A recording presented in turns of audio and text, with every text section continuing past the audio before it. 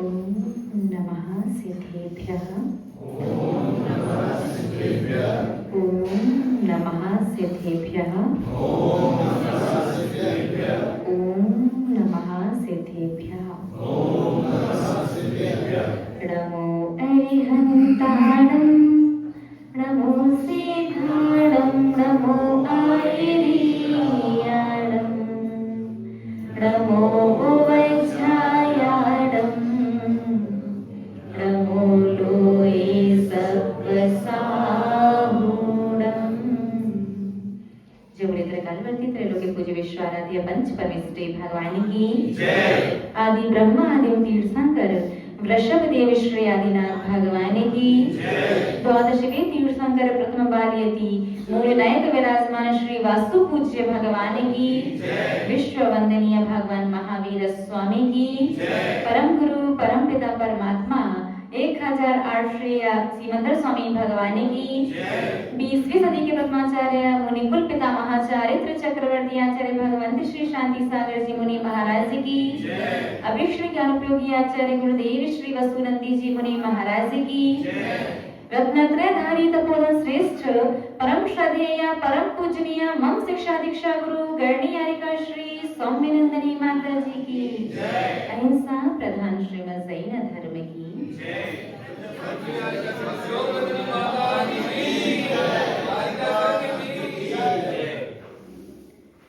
समय बहुत ज्यादा हो रहा है। निश्चित रूप से जिस बात को सुनकर के आप सभी लोगों के मन में जो विचारों में भावनाओं में परिवर्तन हुआ है, हम उसे निश्चित रूप से समझ पा रहे हैं। लेकिन इस संदर्भ में अभी हम आपसे कोई चर्चा इसलिए नहीं कर रहे क्योंकि वही चर्चा पुनः पुनः करेंगे तो समय वैसे भी कम है और कम होता जाएगा। तो अभी फिलहाल 8 दिन हम कहीं नहीं जा रहे। 8 दिन अब आपके यहाँ हैं तो 8 दिन का सुबह और शाम का आपको पूरा सदुपयोग करना है। बाकी 8 दिन बाद कैसे क्या होगा वो चर्चा अपन 8 दिन बाद करेंगे, ठीक है। आचार्य भगवंत शास्त्रों में लिखते हैं और दर्शन पाठ में भी आप लोग पढ़ते हैं, जन्म जन्म कृतम पापम जन्म कोटि मुपार्जितम जन्म मृत्यु जरा मूलम हन्यते जिन दर्शनात्। भगवान जिनेंद्र देव के दर्शन करने से श्रावक को क्या लाभ है? एक व्यक्ति को, एक भव्य जीव को क्या लाभ होता है? जन्म जन्म कृतम पापम, जन्म जन्मांतरों से संचित पाप कर्म। कब से संचित? जन्म जन्म कृतम पापम, जन्म जन्मांतरों से अनादि भवों के अनंत भवों के कर्म। जन्म कोटि उपार्जितम, करोड़ों करोड़ों की संख्या में उपार्जित किया गया पाप कर्म। थोड़ी बहुत की संख्या में नहीं, प्रत्येक भाव में कितना? करोड़ों करोड़ों की संख्या में कमाया गया, बंद किया गया अनंत भवों का वो सारा की सारा पाप कर्म। और जन्म मृत्यु जरा मूलम, जन्म जरा और मृत्यु जैसे मूल रोग की सबसे ज्यादा कष्ट किसमें है? जन्म में। जन्म में अपार कष्ट है।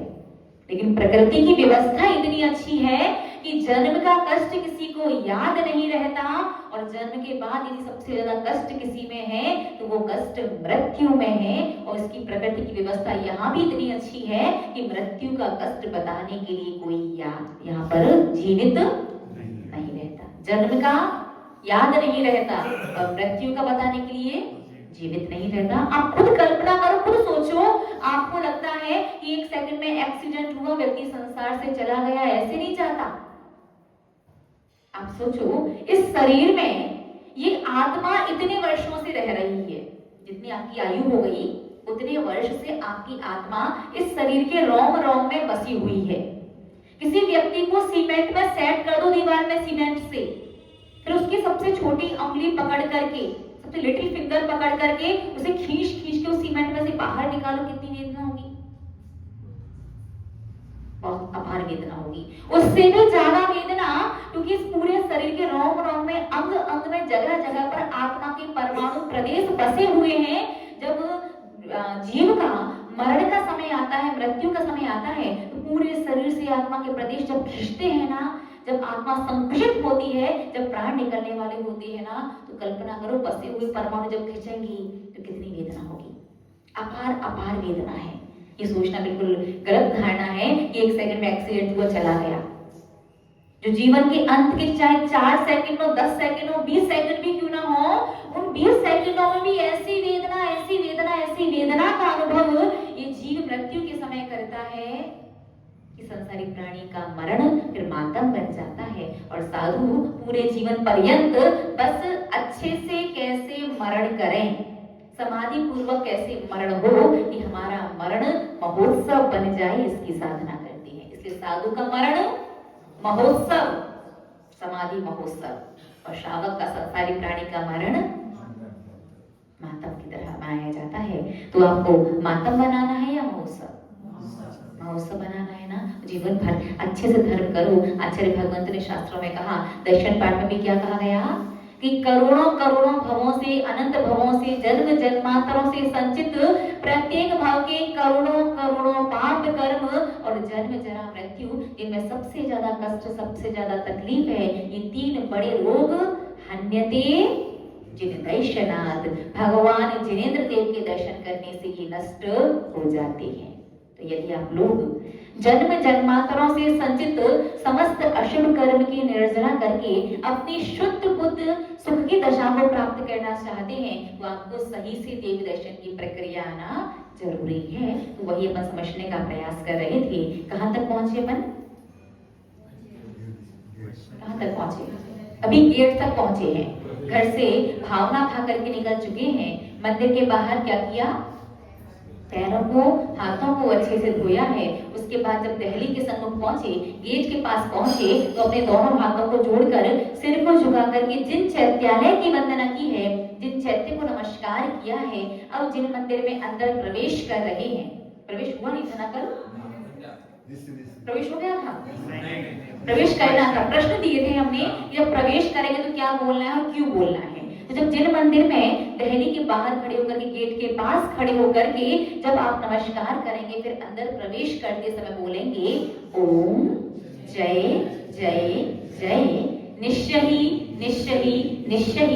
इतना बोलते बोलते आप घंटे के पास तक पहुंचेंगे। और ये ध्यान रखना, देव दर्शन की जितनी भी प्रक्रिया है, जितनी भी विधि है, ये सारी की सारी विधि सिर्फ मंदिर के मूलनायक भगवान के सामने करना अनिवार्य है।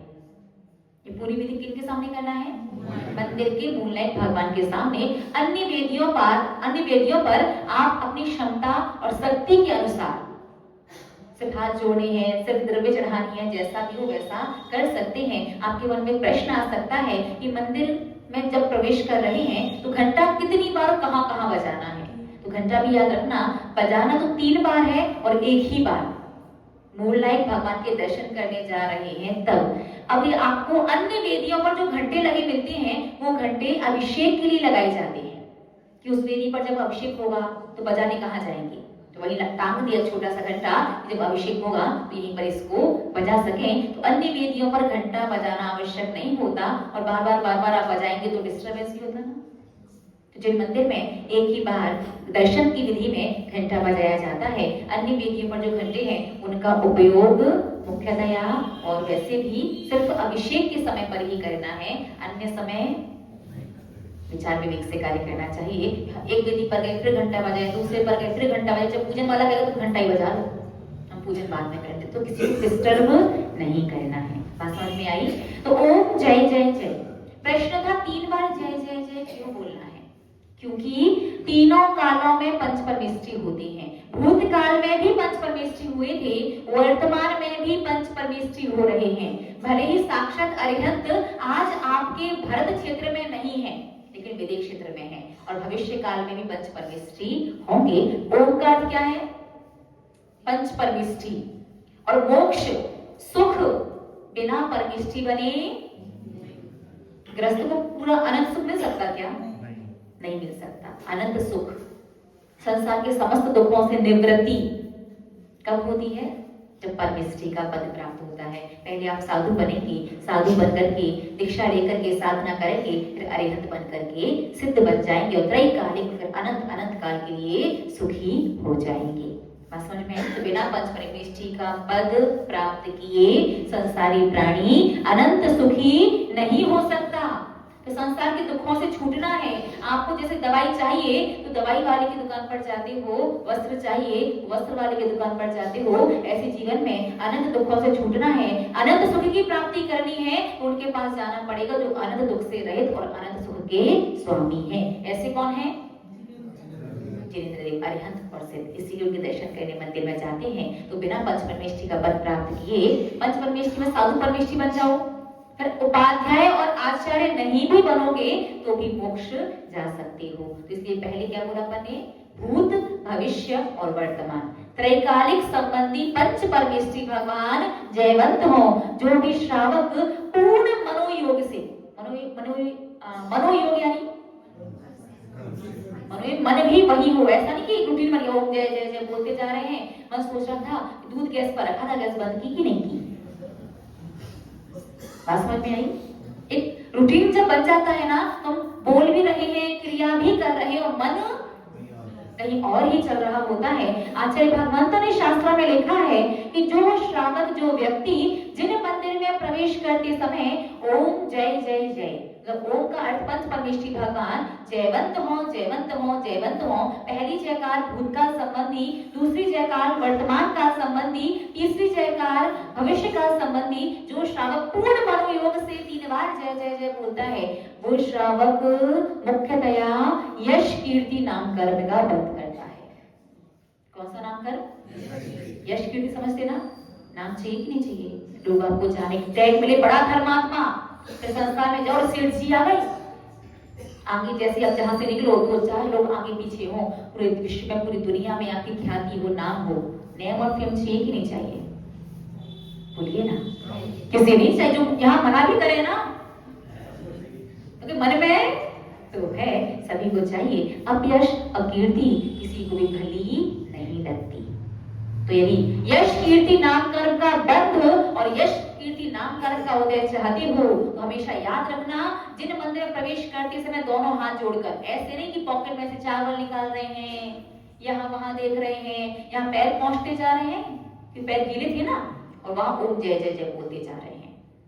पैर में पहुंच, वैसे तो पहुंचने की आवश्यकता नहीं है, लेकिन पहुंचते हैं के बाहर धोने के बाद, ठीक है, बैचस पहुंच भी रहे हो तो जब प्रवेश करें तो याद दोनों हाथ जोड़ करके ओम जय जय जय।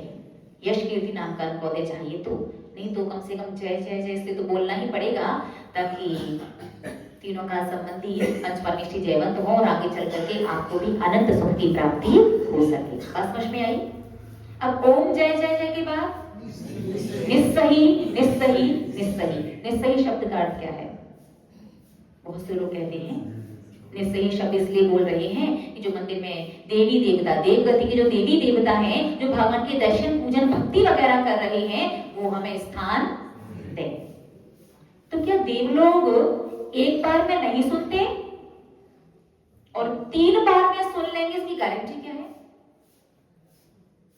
3 बार ही निस्सही निस्सही क्यों? आप लोग बोलते हैं, कितनी बार बोलते हैं? 3 बार कि जितनी बार? 3 बार। क्यों? हाँ, यहाँ पर भी यही सिद्धांत लगेगा।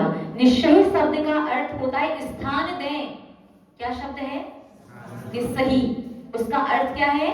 स्थान दें। कौन स्थान दे? देव गति के देवी देवता, जो हमें इन चर्म चक्षुओं से दिखाई नहीं दे रहे हैं, वो भगवान की भक्ति वगैरह कर रहे हो तो भैया मुझसे पहले ही कह रहे हैं, पहला निश्चयी जो भूतकाल संबंधी, जो पहले देव लोग आ चुके हैं, वो हमें स्थान दे। दूसरा निश्चयी वर्तमान में जो हमारे साथ देवगण भगवान के दर्शन करने आ रहे हैं, वो हमें स्थान दें। तीसरा निश्चयी, जब तक मैं मंदिर में रहूंगा, मैं मंदिर में रहकर जो भी धार्मिक अनुष्ठान या धार्मिक क्रिया करूंगा, और मेरे आने के बाद जो भी देवगति के देवी देवता आएंगे, मैं उनसे पहले ही कह रहा हूँ, वो भी मुझे स्थान दें, क्योंकि मैं बार बार प्रत्येक क्रिया करते समय निस्सही निस्सही नहीं बोल सकता। और ये बोलना आवश्यक क्यों है? क्योंकि देवगति के देवी देवता जो हैं वो आपकी तरह ग्रस्त हैं, रागी द्वेषी है, सब कुछ है। जो भगवान के विशेष भक्त होंगे, परम भक्त होंगे, सम्यक दृष्टि होंगे, वो तो आपका कुछ अनिष्ट ना भी करें, लेकिन आप खुद सोचो जो आपकी तरह रागी द्वेषी है, ग्रस्त है, कोई सामान्य सा छोटा मोटा सा देव है और गलती से आप बिना निस्सही बोले चले गए और आपका पैर उसको लग गया, तो क्या होगा? मंदिर में तो कुछ नहीं करेगा, भगवान से कुछ नहीं करेगा, लेकिन मंदिर से बाहर जाकर के फिर आपसे शक्तिशाली है वो देवगति का देव है, भले भगवान नहीं है लेकिन आपकी अपेक्षा वो शक्तिशाली है, जिसे बुरा लगेगा तो बाहर जाकर के वो आपकी खबर लेगा और उसने खबर ली ना तो आप खबर बन जाओगे फिर। तो इसलिए हमेशा ध्यान रखना, बिल्कुल लापरवाही नहीं, प्रमाद नहीं, निस्सही निस्सही निस्सही 3 बार जरूर बोलना।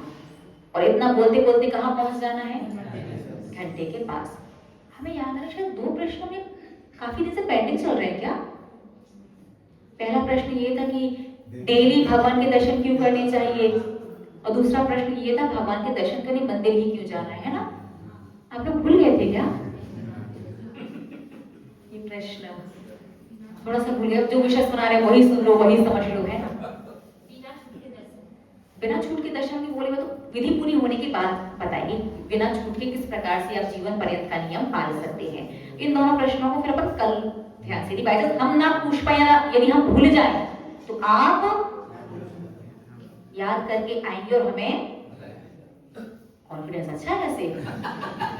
हाँ, यदि बाई चांस में स्मृति में ना रहे तो आप एक बार हमें हिंट करके याद दिला दीजिएगा कि इन दोनों प्रश्नों के उत्तर समझना क्योंकि आपके लिए बहुत आवश्यक है। ठीक है, तो कहां पहुंचे? घंटे के पास। अब घंटा बजाना है 3 बार, ना कम ना ज्यादा। अब इधर से प्रवेश करते हैं, घंटा तो इधर से आप प्रवेश करते हैं तो यहाँ से प्रवेश करके पहले फिर सामने आइए, फिर वहां से ओम जय जय जय निश्चय निश्चय बोलते हुए फिर घंटा बजा करके फिर आगे जाके भगवान को नमस्कार नमोस्तु करके फिर अपनी दर्शन की विधि कीजिए। ठीक है, क्योंकि घंटा जो व्यक्ति नहीं बजाता, किसी भी परिस्थिति में या कभी कभी भूल जाता है या कम ज्यादा बजा देता है, उस व्यक्ति को कितने बड़े बड़े नुकसान होते हैं या कितना लॉस में रहता है बताते हैं आपको। पहले आप बताइए 3 बार घंटे का मतलब क्या है? भूत भविष्य वर्तमान नहीं लगाना यहाँ पर, नहीं तो सोचो कि 3 बार से भूत भविष्य वर्तमान चल रहा है तो यहाँ भी वही लगा लो। 3 बार घंटा किस चीज का प्रतीक है? हाँ, ये 3-4 आंसर भी नहीं। रत्नत्रय, देव शास्त्र गुरु, मन वचन काय, जन्म जरा मृत्यु, भूत भविष्य वर्तमान, ऊर्ध्व मध्य अधोलोक, हर 3 का यही मतलब नहीं होता। किस चीज का प्रतीक है 3 बार घंटा बजाना? याद रखिएगा 3 बार घंटा संकल्प, समर्पण और सावधानी। पहला घंटा जो है वो संकल्प का प्रतीक है, दूसरा घंटा जो है वो समर्पण का प्रतीक है और तीसरा घंटा जो है वो सावधानी का प्रतीक है। अर्थात जिस प्रकार से आपको भूख लगी है और भूख लगने पर आप भोजन करते हो, तो भोजन करते समय आपको अपने पेट से या भोजन से कहना पड़ता है क्या कि मैं तुझे ग्रहण कर रहा हूं, मेरी भूख शांत हो जाए? नहीं कहना पड़ता ना। यहाँ भोजन करेंगे वहां भूख अपने आप शांत हो जाएगी। ठीक इसी प्रकार से आपको जिन मंदिर में जाकर के भगवान से कर्मों से कुछ भी कहने की आवश्यकता नहीं है, जैसी क्रिया आपकी होती है वैसा कर्म अपने आप समझ जाते हैं कि उन्हें कैसा फल आपको देना है। इसलिए 3 बार घंटा, पहला घंटा संकल्प का प्रतीक, दूसरा समर्पण का प्रतीक, तीसरा सावधानी का प्रतीक है। संकल्प का अर्थ है जब आपने पहली बार घंटा बजाया तो संकल्प का प्रतीक है, इसका अर्थ ये होता है कि हे भगवान, ऐसा नहीं है कि मैं दूध लेने जा रहा था, रास्ते में जिन मंदिर आया तो दर्शन करने आ गया, या ऐसा नहीं है कि बच्चों को स्कूल छोड़ने जा रहा था या सब्जी मंडी में सब्जी लेने जा रहा था या दुकान जा रहा था, रास्ते में जिन मंदिर आया दर्शन करने आ गया, ऐसा नहीं है। मैं घर से संकल्प पूर्वक विचार पूर्वक चला था कि मुझे भगवान के दर्शन करने मंदिर जाना है। अब ये बात अलग है कि दर्शन करने के बाद घर जाऊंगा, रास्ते में सब्जी मंडी है तो लेते हुए चला, वो लेकिन उसका पर्पस से दर्शन करने नहीं आए। अब संकल्प और बिना संकल्प में, यदि संकल्प पूर्वक दर्शन करें और बिना संकल्प के दर्शन करें, दोनों में अंतर क्या है? आपने कभी सोचा है कि साधु संत स्वयं तो सब कुछ त्याग करके बैठे हैं, ना जाने कितने नियमों का पालन करते हैं, और वो चाहते भी हैं कि संसार का प्रत्येक प्राणी कम से कम जिन चीजों का उपयोग नहीं करता उन चीजों का त्याग करके नियम ले ले। जैसे बहुत से लोग रात्रि भोजन नहीं करते, बहुत से लोग रात्रि पानी नहीं पीते, बहुत से लोग कम से कम महीने में 4 दिन तो जमीकंद नहीं खाते, 2 अष्टमी 2 चतुर्दशी। बहुत से लोग पर्व के दिनों में ब्रह्मचर्य व्रत आदि का पालन करते हैं, लेकिन नियम नहीं लेते। श्रावक क्या कहता है, जब हम पाल तो रहे हैं तो पुण्य लगेगा नहीं क्या? नियम ले लिया, टूट गया तो पाप और लगेगा। तो एक छोटी सी बात बताएं, बिना नियम के किसी भी चीज का पालन करने में और नियम लेकर के पालन करने में, संकल्प पूर्वक पालन करने में क्या अंतर है? मान लीजिए आपका देव दर्शन का नियम नहीं है, ठीक है, और आपने घंटा बजा करके ये भी नहीं बताया कि मैं संकल्प पूर्वक आया हूं, यानी नियम पूर्वक आया हूं, तो फिर क्या होगा? मान लीजिए आप देव दर्शन करने आते हैं प्रतिदिन और देव दर्शन करने के बदले में आपको पर डे के 1 लाख रुपए मिलते हैं, ठीक है, और वहीं यदि आप नियम पूर्वक, मेरा नियम है देव दर्शन करने का, या मंदिर में जाकर के घंटा बजा दिया, पहला घंटा संकल्प का ही प्रतीक है, तो संकल्प से, नियम से हमारे किए गए कार्य का फल ऑटोमेटिकली 1000 गुना बढ़ जाता है। काम वही, टाइम उतना ही, मेहनत उतनी ही, लेकिन अब आपको देव दर्शन करने के बदले में 10 करोड़ रुपए मिलेंगे। डिफरेंस समझ में आया? दर्शन करने आ रहे हैं, एक बिना नियम के आ रहा है, उसे 1 लाख मिल रहे हैं, काम वही है, टाइम उतना ही लग रहा है, मेहनत उतनी ही है। वही दूसरा व्यक्ति नियम पूर्वक आ रहा है, काम वही, टाइम उतना ही, मेहनत उतनी ही, उसे कितने मिलते? 10 करोड़। समझदारी बुद्धिमानी किसमें है? 10 करोड़ में। तो जब भी साधु संत आपसे नियम लेने के लिए कहते हैं, इसमें साधु संतों का हित नहीं है, इसमें आपके ही हित की भावना है कि कोई चीज यदि आप नहीं लेते हैं, किसी चीज का यूज नहीं करते हैं, उपयोग नहीं करते हैं, तो कम से कम उस चीज का त्याग वगैरह के रूप में नियम ले लीजिए, ताकि आप वो कार्य जो कर रहे हैं उसका फल आपको 1000 गुना ज्यादा होकर के मिले। इसका रीजन एक ये भी है कि 24 घंटे में अधिकांश समय आपका संसार में और पाप में ही व्यतीत होता है। धर्म बहुत अल्प समय के लिए कर पाते हैं, और अल्प समय के लिए धर्म कर पा रहे हैं, तो कम से कम आपको किए गए धर्म का फल कई गुना ज्यादा मल्टीप्लाई होकर के मिलेगा। तभी जीवन में आप शुभ अशुभ को, अपने पाप कर्म को पुण्य कर्म से बैलेंस कर पाएंगे। अन्यथा खुद अच्छे से विचार करो, मनुष्य पर्याय में कितना धर्म कर पा रहे हो आप 1 घंटे में? एक दिन में कितने घंटे कर पा रहे हो? आधा 1 घंटा, बहुत ज्यादा प्रयास करो 2 घंटे, लेकिन 22 घंटे कहाँ जा रहे हैं? पाप में, संसार में। और एक दिन का भी कर्म उदय में आएगा तो पुण्य का फल मिलेगा या पाप का ज्यादा मिलेगा? आप सुखी रहोगे या दुखी रहोगे? भोजन मिल गया लेकिन 2 घंटे का पुण्य, लेकिन 22 घंटे का पाप आके पेट खराब कर देगा, पेट में कब्ज कर देगा, गैस बना देगा, दांतों में दर्द कर देगा। अब जो भोजन मिला है 2 घंटे के पुण्य से, उस भोजन से आप पेट भर सकते क्या? उस भोजन को ग्रहण करने का मन करेगा क्या? और जबरदस्ती भूख लगी, ग्रहण कर भी लो, फिर पेट में जो कांटे जैसे चुभेंगे, सूल का रोग कहते हैं ना, बहुत ज्यादा दर्द होगा, फिर क्या करोगे?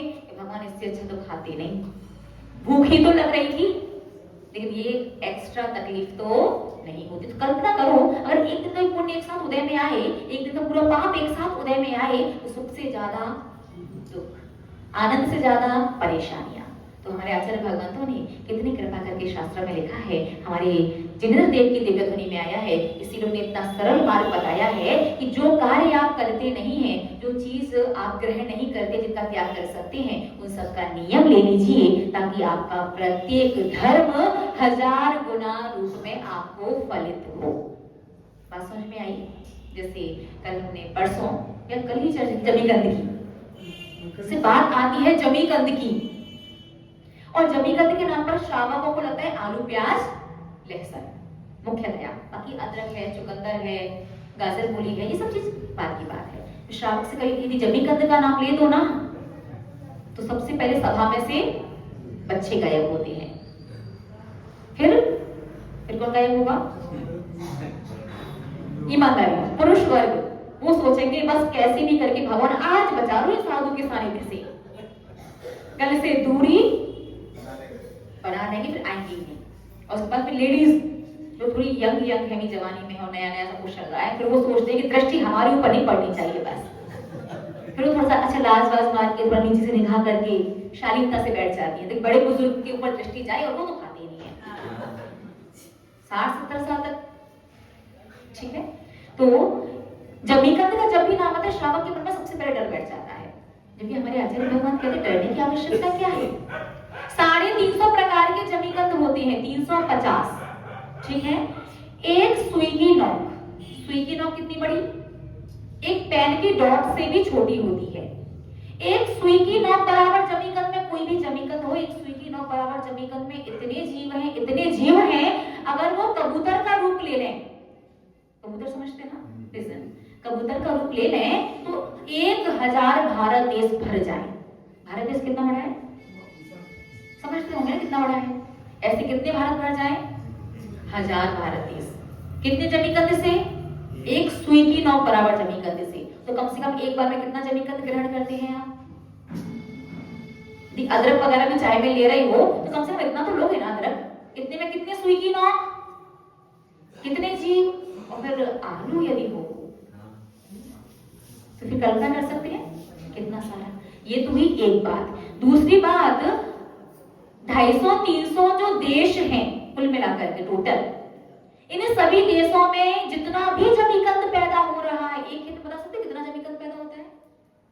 किसी ने आलू बोए हैं, कितनी बोरी आलू निकलेंगे? आइडिया नहीं लगा सकते। जिस तरह से बोएगा, जैसे वो उसकी केयर करेगा, बहुत सारा निकलता है, लेकिन जरा सा वो बहुत होता है। तो 250-300 जो देश है टोटल मिलाकर के, कुल मिलाकर के, उन सारे देशों में जितना भी जमीकंद पैदा हो रहा है क्वांटिटी में, उसका 16% निकालो। अब एक खेत के 16% निकाल लो, 100 बोरी भी होते मान लो एक खेत में, तो आपके हिस्से में कितना है उसका? 16 बोरी। 16 बोरी में कितना बनता है? एक बोरी 100 किलो की होती है, 50 किलो की। अच्छा, जमीकंद का व्यापार किया तो नहीं है? 50 किलो की एक बोरी, 50 इंटू 16 करो, कितने हुए? 800 किलो। तो एक खेत की एवरेज मान के जब 100 बोरी निकली, भारत देश में जमीकंद कितना? 250-300 देशों में कितना? जिस व्यक्ति का जमीकंद का त्याग का नियम नहीं होता, पूरे विश्व में जितने भी जमीकंद पैदा हो रहे हैं, जितनी क्वांटिटी में हो रहे हैं, सबका 16% पाप पर डे आपको लग रहा है। खाओ चाहे नहीं खाओ। एक तो सुई की नोक में इतने जीव, ऊपर से खाने में कहीं एक आलू इतना बहुत तो जमीकंद पर डे आ ही जाता है, उसके कितने जीव, ऊपर से विश्व में इतना पैदा हो रहा है, उसका 16% पाप पर पाप, पाप पर पाप, पाप पर। लेकिन त्याग की बात करें, समय हो गया, बता दे 2 मिनट में, फिर छोड़ दें, दिन का कंप्लीट कर देते बस, है ना। त्याग की बात करें, जमीकंद के नाम से सबसे पहले डर। हमारे आचार्य भगवान कहते हैं डरने की आवश्यकता नहीं है। 350 प्रकार के जमीकंद होते हैं। हम साधु हैं, हम अपनी तरफ से तो यही कहेंगे कि आप लोग जीवन पर्यंत के लिए पूर्णतया जमीकंद का त्याग कीजिए। हम अपनी तरफ से आपको कोई भी छूट या परमिशन नहीं देंगे, लेकिन आप अपनी स्वेच्छा से कम से कम 340 जमीकंद का त्याग कर सकते हैं। 10 जमीकंद, आलू, प्याज, लहसुन, गाजर, मूली, अदरक, शकरकंद, चुकंदर। इसके बाद 9वां गिनाइए, 9वां जमीकंद, 9वां जमीकंद, 9वां जमीकंद आपको याद नहीं आ रहा, जबकि गाजर और मूली ये सीजनेबल है, सीजन पर ही आते हैं, 12 महीने नहीं आते ना। और एक साथ जैसा कुछ खाने में आता भी नहीं है, फिर भी एक साथ आया भी तो आज के बाद आप 9वां नहीं गिना पा रहे हो। और दोष कितने का लगता है? 350 का। तो हमारी तरफ से तो पूर्णतया क्या कहना है, अपनी अपनी स्वेच्छा से भी आपको हमारी बात समझ में आए, 340 का और कम से कम 335, इससे ज्यादा तो वो मत करना। 335 जमीकंद का जीवन पर्यंत के लिए त्याग कर देना।